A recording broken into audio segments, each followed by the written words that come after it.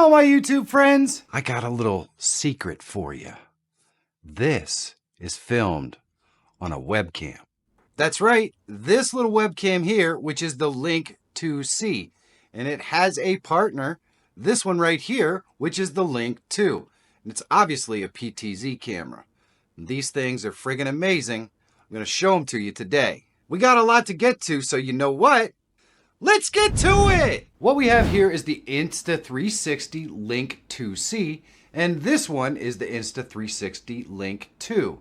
Now, there are links in the description down below, so you could check these cameras out for yourself, but let me tell you a little more about them first. Now, these two cameras are essentially exactly the same. They share all the same feature sets.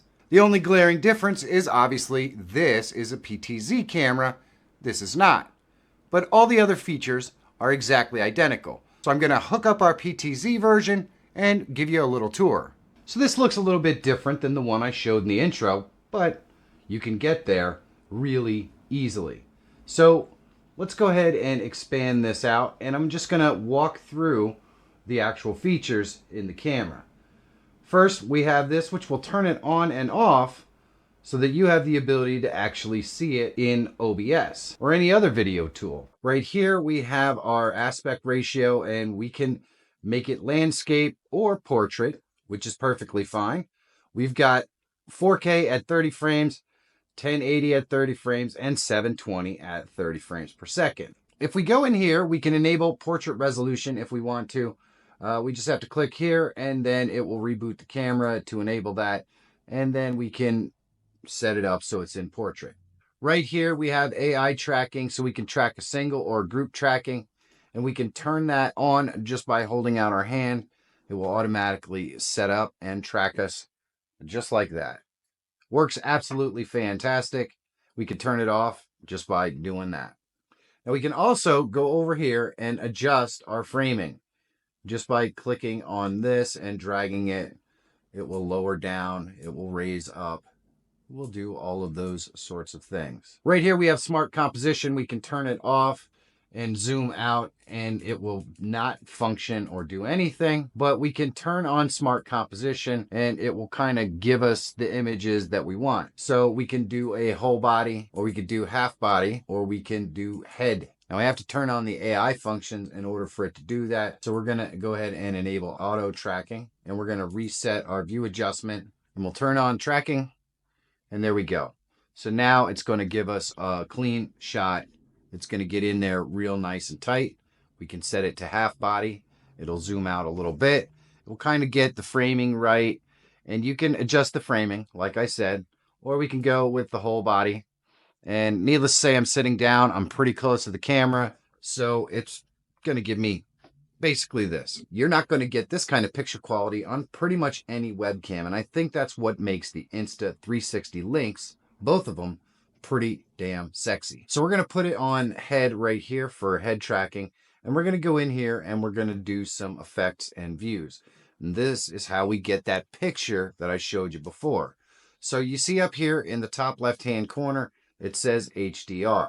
Well, if we turn off HDR, it gives us access to some other features. So you can see it already darkens up our image, and I'm going to just adjust our view, because when you turn off HDR, it does adjust the view a little bit, and I want a more central, I don't want so much headspace at the top. So now that we have that all set up, we can go and adjust our exposure, and you'll see this works gradually, and it's darkening up the back of our image. And that's probably a little too dark. We're going to lighten that up like that, because there are other ways that we can go about doing that as well. Namely, the brightness right here. So we can click that down, and that darkens up our background. And you can see that we're getting that mirrorless DSLR look to our image with a little bit of a blur in the background. We can go farther. If we go up here and we turn off our autofocus, all we have to do is go ahead and adjust it so it's focused specifically on us. And that's why I'm sitting so close to the camera, because I could sit close to the camera, which means it will blur out the background. And there we go. That literally looks like it was filmed on a DSLR. Really, really epic stuff. But the features go even farther than that. Right here we have the effects, and we can change the colors, and we can actually save this as a preset if we always want it to look this way, or if we're going to be in a specific position, and that's where we want it to be. We can go and change up the background. It actually gives you the ability to do that. And it even has a really cool bokeh setting. We can click on that right there. And if you do it, obviously it disables 4K, but that is giving you the automatic bokeh effect right there. Pretty cool stuff, but we could just replace our background with something if we want to. And this does a really, really nice job. It uses all AI. And needless to say, it doesn't take up any processing power on your computer to actually do it. So there we go. We go back to our regular settings, and it shows up exactly like we like it. Now, if we go ahead and we turn off the 4K, and we'll put it on 1080 by 30, and we can go in here and we can do some makeup. And it's pretty subtle, really, but it does exist. And we can adjust the intensity. There we go. It kind of actually adjusts a lot of different stuff, but very subtly. Not my thing, but some people may love that. And then there's also this filter piece down here that you can apply to your images as well. It's not going to apply to ours because we already have it set up as like a custom thing. So let's go ahead and flip back on our 4K. And you can see it takes just an instant or so to flip over, but then it's all ready to go. Let's go to more features because there's some really, really cool stuff here. You're probably wondering, what's the microphone sound like? Because, of course, I'm using my regular mic. Well, I'm going to test that out for you in just a second, but needless to say, it has some amazing features here as well. Now, this also has whiteboard features and AI tracking. So it has an AI gestures thing, and you can turn them off anytime you want. You could see here that the AI tracking, like I told you, is just holding your hand up. You can do whiteboard with the little peace sign, and you can zoom in or out using this one. So basically what you do is you hold out your hand, the light will flash, and I can go up to zoom in or down to zoom out. Now, needless to say, that's pretty much how that works. We'll go a little farther out. And there you go. So that's how the gesture system works.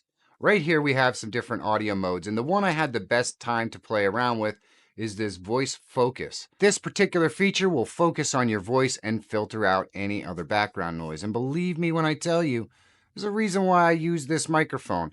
And that's because my room has a lot of background noise. Some other features here, we've got horizontal flip, vertical flip, smart adjustment. And basically what smart adjustment does is it searches for your head, makes it easier to follow and a lot more accurate. With a head as big as mine, how hard could it be? And then you got mute and privacy mode. When you select that, it will turn the camera down. It will mute the microphone so it isn't monitoring or looking for anything. Then you've got some compatibility settings down here. And then up here at the top, we could see we're using the Link 2. And we've got some settings right here. In general, there's some different things that you can change from dark and light mode and that sort of stuff. We can select which audio device we are using. With the Insta360 link, we have screenshot share locations and recording share locations, so we can easily take those sorts of shots. We can set up hotkeys so that if we have presets, they will all function and work properly for us. If we go into About Us, we can update it and we can report an issue. So that's pretty much what the Insta360 Link 2 does. And the Insta360 Link 2C does exactly the same thing. It's just in a package that doesn't have the PTZ function, so it doesn't move around or track you on its own, but it does have all of the same amazing visuals that we've come to expect from the Insta360 products. Now you can certainly record everything or whatever you want right here, but most of you are going to be adding something like this into OBS, and they make it really simple. Let me show you. So all we have to do is go over here into the Link software, and we want to turn off the preview. Then we can go in here and go to Video Capture Device. So all we have to do is select the Insta360 Link Gimbal Cam right here, and we can change the default device. if we'd like and go to 4K if we want, or we can set our resolution right here. Now, my scene is in 1920 by 1080, so that's just how I'm going to set it right there. And we can use custom audio devices to select a microphone that we have, or we can just use the microphone on the Insta360 and click OK. And there we go. That's what we get. And if we don't like how it's set up, all we have to do is go into the software and adjust it. So there we go. We can move that up. We can go into effects, and if it looks different on here than it looked before, well, we can just adjust that stuff down or up or whatever we want. So we can adjust it all here. We just can't physically see it on the Insta360 app once we have it loaded into OBS. Now let's go ahead and test that microphone out for you and see what it sounds like. This is the microphone directly on the Insta360 Link 2. And we are using the effect of voice focus, so I can hear all the road noise that's going on right outside my window, but luckily you can't hear it. This does an incredible job of muting all that audio. I, believe it or not, even though I'm very zoomed in, am not that close to the camera. The reason why I'm zoomed in that far is because I want to make sure that we get the kind of effect that we want out of the back. And if you don't like the effect or you want to change it, we can go and adjust the focus and make it a little bit more blurry in the background. So we can get the exact look that we're going for with a nice darkened background, and everything is really nice and soft. But let me know what you think about this microphone down in the comments, especially knowing how much actual noise it's blocking out. These little cameras are absolute beasts. And you may be asking yourself, what do they actually cost? Well, the Insta360 Link 2C is $150, and the Insta360 Link 2 is $200. Now, you might be saying to yourself, holy mackerel, that's a lot of money. Well, first of all, you're really not going to get that kind of visuals and optics in a camera that's $50. That's just not going to happen. But let me put it in context just a little bit. This camera that I use every day is a Sony a6400. This is my spare, just in case my other camera breaks. This camera, the body alone, with no optics at all, costs $800. And you can't really get them much cheaper than that, even used. And then you have the cost of the lens. Now, lenses can run anywhere from about $50 to, well, the sky's the limit. I've seen $10,000 lenses, but let's be fair. This is YouTube. Nobody's paying $10,000 for a frickin' lens to film something on YouTube. But either way, we're talking about probably minimum $850 to $900 to get a very similar look to what you can get on this little $150 webcam. Now, when you look at it like that and you understand how the visuals are created, that doesn't look that bad. I think these two cameras have amazing optics, but you know what? I want to know what you think, so let me know down below in the comments. And if you want to see a previous video I did on the old Insta360, you can check this video out right here. This one right now, I believe, is going for about $180. And if you're always looking for tools, tips, and tricks to help make you a better live streamer or YouTuber, subscribe to the channel. My name is Michael Fire Jr. Thank you so much for watching. Have a great day, and I'll see you in the next one.